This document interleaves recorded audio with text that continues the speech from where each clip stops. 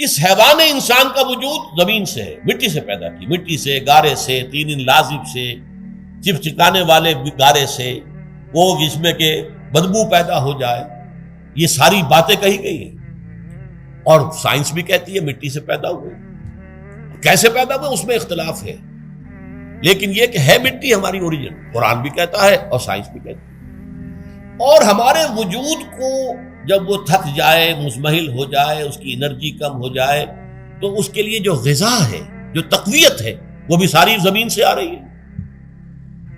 آپ نے پھل کھائے، آپ نے گندم کھائی، آپ نے چاول کہاں سے آ رہے؟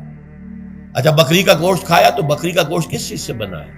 اس نے گھاس کھائی ہے، اس نے پتے کھائے ہیں، وہیں سے تو بنا ہے۔ الٹیمیٹ سورس آپ کے وجود حیوانی کے لیے جو آ رہی ہے وہ زمین ہے۔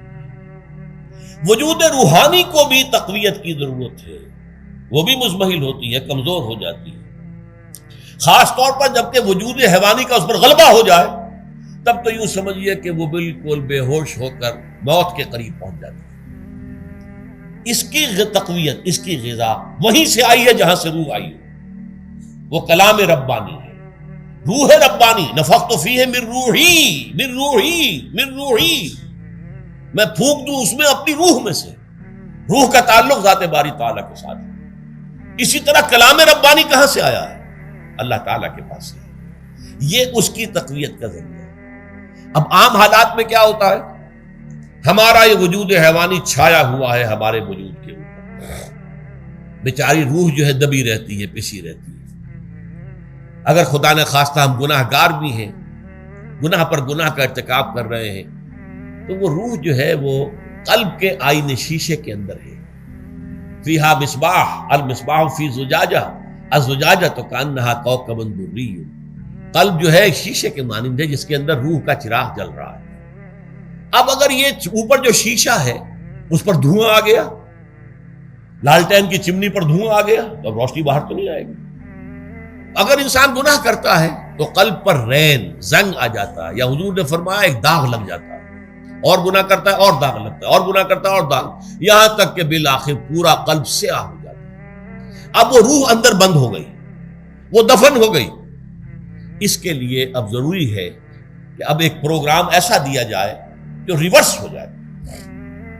دن میں روزہ رکھواؤ تاکہ وہ جو اینیمل انسٹنکٹس ہے وہ دبے، تو جب یہ وزن جو ہے اس کے اوپر کم ہوگا تو کچھ سائی آف ریلیف سے ملے گا۔ جیسے بے ہوش آدمی پڑا ہے، اسے کوئی ہلکا سا ہوش آ رہا ہے، آپ نے پانی کے کچھ چھینٹے لیے، اس کے بعد آپ نے رات کو کھڑے ہو کر قرآن کے انوار کو اتارا، بارش برس رہی ہے روح انسانی کے اوپر، قلب روحانی، قلب انسانی کے اوپر، جس میں کہ وہ روح جو ہے وہ دفن، وہ زندہ ہوگی اثر نو، ہوش میں آئے گی۔ اور ہوش میں آئے گی تو دو کام ہوں گے، ایک تو اسے قرآن کی عظمت کا احساس ہوگا، یہ قرآن میری حیات تازہ کا ذریعہ بنا ہے، میں دب گئی تھی، میں پس گئی تھی، میں بے ہوش تھی، میں نیم مردہ تھی، اس قرآن کی بارش نے، یہ ترشح جو ہوا ہے مجھ پر، اس نے مجھے حیات تازہ عطا فرمائی۔ یہ جو قدر کا احساس ہوگا قرآن کا، لعلکم تشکرون، تاکہ تم قرآن کی عظمت سے واقف ہو۔ ایک انسان بھوک کی وجہ سے اس کا شوگر لیول اتنا گر گیا کہ بے ہوش پڑا ہوا، اب ظاہر بات ہے کہ آپ اسے کچھ پانی کے چھینٹے دیں گے تو کچھ ہوش میں آئے گا، پھر غذا دیں گے تو اب وہ پوری توانائی پر آئے گا، تو معلوم ہوگا اسے اس غذا کی کیا قدر و قیمت ہے۔ اگر آپ کو بھوک ہی نہیں لگتی تو غذا بے معنی شے ہے، پیاس ہی نہ لگے تو آپ کو کیا معلوم کہ اس پانی کے اندر کتنی بڑی عظمت ہے، یہ میرے لیے کتنا بڑا انعام و احسان ہے اللہ کا۔ وہ تو پیاس پر، جان پر بنی ہوئی ہو، اور پیاس اس وقت آپ کو ایک گھونٹ پانی کوئی دے دے تو آپ کو معلوم ہوگا دنیا و مافیہ سے بڑھ کر ہے یہ ایک گھونٹ پانی جو مجھے ملا۔ اسی طرح جب روح دبی ہوئی تھی حیوانی وجود کے بوجھ تلے، جبکہ وہ نیم خوابیدہ یا نیم بے ہوش یا بالکل بے ہوش تھی، وہ دن میں تو روزہ رکھ کر اس پر سے حیوانی وجود کا وزن کم کیا گیا، اسے ایک ریلیف ملی۔ رات کو قرآن مجید کے انوار و برکات اس میں جذب کیے گئے تو اس کو پوری توانائی حاصل ہوئی۔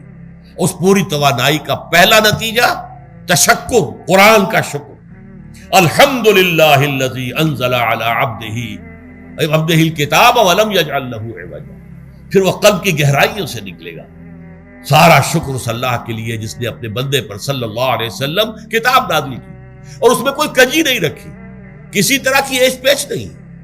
یا تبارک الذی نزل الفرقان علی عبدہ لیکون للعالمین نذیرا، بڑی بابرکت ہے وہ ذات جس نے اپنے بندے پر فرقان نازل فرمایا تاکہ وہ تمام جہان والوں کے لیے نذیر اور خبردار کرنے والا بن جائے۔ یہ قرآن کی عظمت کا احساس، اور ظاہر بات ہے جس قدر کسی نعمت کی قدر و قیمت کا احساس ہوگا اسی قدر تو آپ شکر ادا کریں گے۔ اگر آپ نے کسی بچے کے ہاتھ پر ہیرا رکھ دیا، اسے کیا پتا یہ ہیرا کس بلا کا نام ہوتا ہے، وہ سمجھے گا کانچ کا ٹکڑا ہے۔ لیکن اگر کوئی واقعتاً کوئی جوہر شناس ہو، جوہری ہو، اس کو آپ ہیرا دیں گے تو اسے معلوم ہے کہ مجھے کیا چیز دی گئی ہے۔ اس کے اندر جو شکر پیدا ہوگا وہ اس بچے کے اندر تو نہیں پیدا ہو سکتا جسے معلوم ہی نہیں۔ تو قرآن مجید کی اصل عظمت سے انسان واقف کب ہوگا؟ جبکہ اس کے ذریعے سے اس کی روح کو ایک حیات تازہ مل جائے اور اس طرح وہ پروگرام ریورس ہو جائے جو عام طور پر چل رہا تھا، ساری توجہ اپنے جسم پر، اس کے تقاضوں پر۔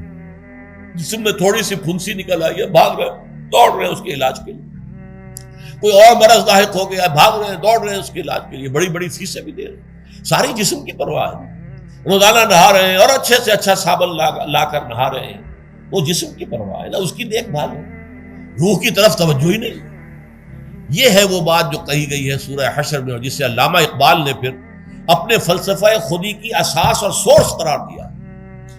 وَلَا تَكُونُوا كَالَّذِينَ نَسُوا اللَّهَ فَأَنسَاهُمْ أَنفُسَهُمْ أُولَٰئِكَ هُمُ الْفَاسِقُونَ۔ دیکھو اے مسلمانوں، ان لوگوں کے مانند نہ ہو جانا جنہوں نے اللہ کو بھلا دیا تو اللہ نے انہیں اپنے آپ سے غافل کر دیا، اور یہی لوگ فاسق و فاجر ہیں۔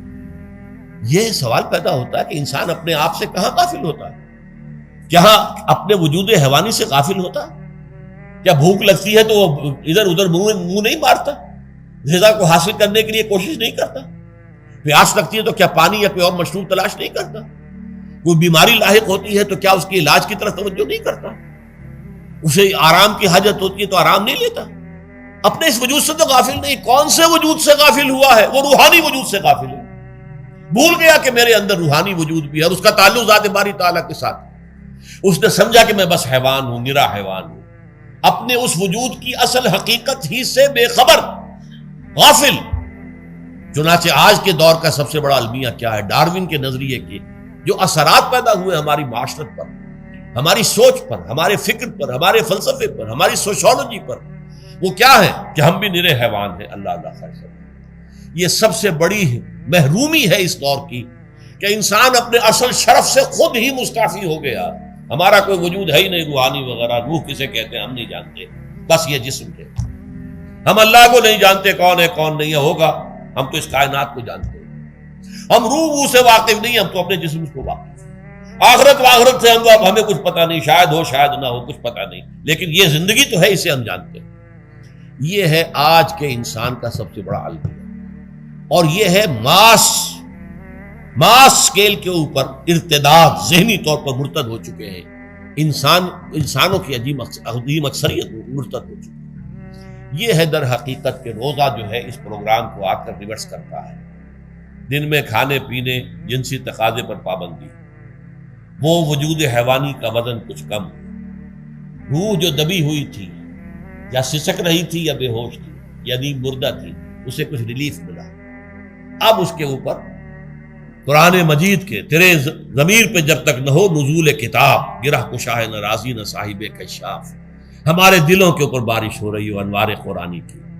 وہ ظاہر بات ہے کہ بغیر سمجھے تو نہیں ہوگی بارش، وہ تو آپ کوئی سمجھ رہے ہوں گے تو بارش ہوگی، ورنہ تو یہ ہے کہ ٹھیک ہے میں پہلے بھی عرض کر چکا ہوں، آپ کو ثواب تو ملے گا، لیکن یہ ہے کہ وہ اصل مقصد قرآن کی عظمت کا قلب کی گہرائیوں سے اعتراف جو ہے اور اس پر اللہ کا شکر تو ادا ہوگا، لعلکم تشکرون، جبکہ قرآن مجید جو ہے آپ کے قلب کے اوپر نازل، اس کا مفہوم نازل۔